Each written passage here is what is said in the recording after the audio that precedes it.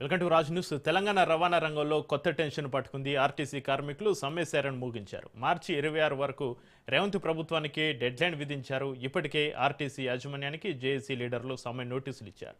ప్రభుత్వంలో విలీనం చేయాలని ప్రధానంగా డిమాండ్ చేస్తుంది ఆర్టీసీ, జేఏసీ. అలాగే 2021 వేతన సవరణను 30% ఫిట్మెంట్ తోటి అమలు చేయాలని గలమెత్తుతోంది. కాంగ్రెస్ సర్కార్ అమలు చేస్తున్న మహాలక్ష్మి పథకం కింద ప్రతి నెల 350 కోట్లను కోతలు లేకుండా ఆర్టీసీకి ఇవ్వాలని కార్మిక సంఘాల నేతలు డిమాండ్ చేశారు. అలాగే రాష్ట్ర ప్రభుత్వం నుంచి రావాల్సిన 2500 కోట్ల బకాయిలను తక్షణమే రిలీజ్ చేయాలంటున్నారు.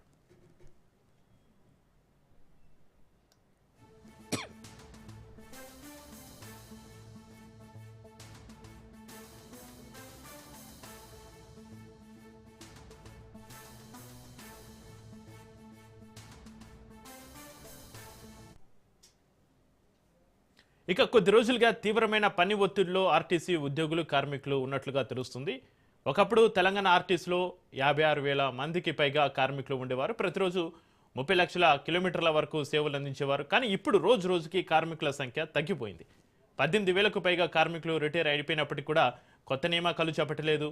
ఆ పని భారమంతా ఉన్నవారిపైనే పడుతోంది. అంతేకాకుండా ఎలక్ట్రిక్ బస్సులు కార్మికులను భ్యాందోళనకు గురి చేస్తున్నాయి.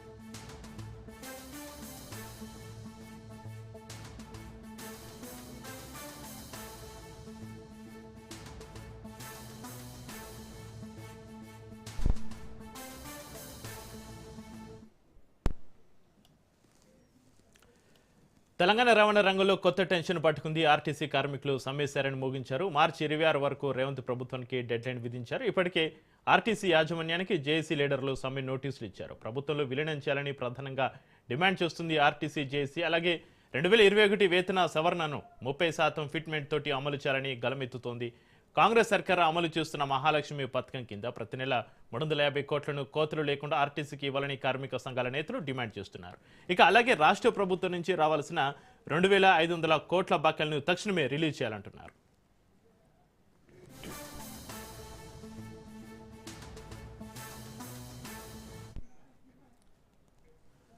కొద్ది రోజులుగా తీవ్రమైన పని ఒత్తిడిలో ఆర్టీసీ ఉద్యోగులు, కార్మికులు ఉన్నట్లుగా తెలుస్తుంది. ఒకప్పుడు తెలంగాణ ఆర్టీసీలో 56,000 మందికి పైగా కార్మికులు ఉండేవారు. ప్రతిరోజు 30 లక్షల కిలోమీటర్ల వరకు సేవలు అందించేవారు. కానీ ఇప్పుడు రోజు రోజుకు కార్మికుల సంఖ్య తగ్గిపోయింది. 18,000కు పైగా కార్మికులు రిటైర్ అయినప్పటికీ కొత్త నియామకాలు చేపట్టడం లేదు. ఆ పని భారమంతా కూడా ఉన్నవారిపైనే పడుతోంది. అంతేకాకుండా ఎలక్ట్రిక్ బస్సులు కార్మికులను భ్యాందోళనకు గురి చేస్తున్నాయి.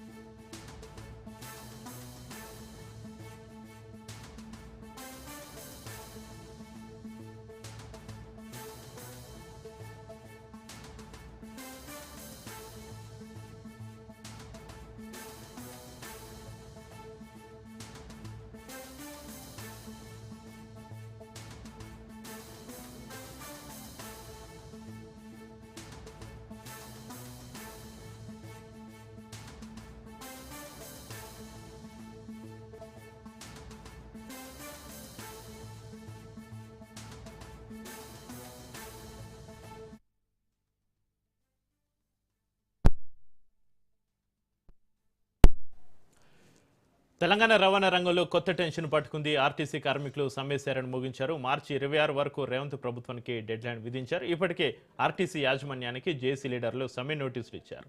ప్రభుత్వంలో విలీనం చేయాలని ప్రధానంగా డిమాండ్ చేస్తుంది ఆర్టీసీ జేఏసీ. అలాగే 2021 వేతన సవరణను 30% ఫిట్మెంట్ తోటి అమలు చేయాలని గలమెత్తుతోంది. కాంగ్రెస్ సర్కార్ అమలు చేస్తున్న మహాలక్ష్మి పథకం కింద ప్రతి నెల 350 కోట్లను కోతలు లేకుండా ఆర్టీసీకి ఇవ్వాలని కార్మిక సంఘాల నేతలు డిమాండ్ చేస్తున్నారు. అలాగే రాష్ట్ర ప్రభుత్వం నుంచి రావాల్సిన 2500 కోట్ల బకాయిలను తక్షణమే రిలీజ్ చేయాలంటున్నారు.